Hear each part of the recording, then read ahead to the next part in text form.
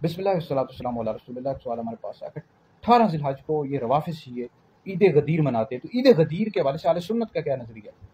دیکھیں، روافض شیعہ یہ اس حدیث سے استدلال کرتے ہیں جو ترمذی میں، ابن ماجہ میں، مشکوٰۃ شریف میں، کئی حدیث کی کتابوں میں یہ حدیث موجود ہے کہ جس کا میں مولا اس کا علی مولا۔ یہ حدیث بالکل درست ہے۔ اس سے روافض شیعہ یہ استدلال کرتے ہیں کہ جو پہلے خلیفہ بلا فاصلہ یہ مولا علی مرضی رضی اللہ تعالیٰ عنہ۔ حالانکہ اہل سنت کا عقیدہ نظریہ تمام مسلمانوں کا اس پر اتفاق ہے کہ پہلے جو خلیفہ راشد ہیں امیر المومنین حضرت سیدنا ابوبکر صدیق رضی اللہ تعالیٰ عنہ، پھر حضرت عمر ہے، پھر حضرت عثمان ہے، پھر حضرت علی ہیں۔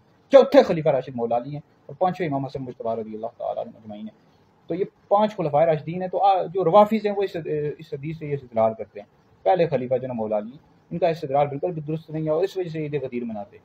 حالانکہ ریاض النطرہ، طبری، تاریخ ابن کثیر سب میں موجود ہے کہ 18 ذی الحج کو امیر المومنین خلیفہ ثانی حضرت سیدنا عثمان غنی رضی اللہ تعالیٰ عنہ کی شہادت ہوئی ہے، اور 35 ہجری تھی اور جمعہ کا روز تھا۔ 18 ذی الحج کو آپ کی شہادت ہوئی۔ تو یہ روافض ہیں، حضرت سیدنا عثمان غنی رضی اللہ تعالیٰ عنہ کے بغض عقیدے میں انہوں نے عید غدیر شروع کر دی۔ اہل سنت نہیں مناتے بھائی۔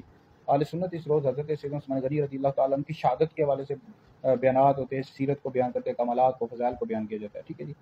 تو بہرحال یہ عید غدیر کی اہل سنت کے نزدیک کوئی حقیقت نہیں ہے۔ اس حوالے سے میرا فتویٰ بھی ہے، فتویٰ انشاءاللہ سوشل میڈیا پر، واٹس ایپ پر، دیگر جگہوں پر شیئر کر دوں گا۔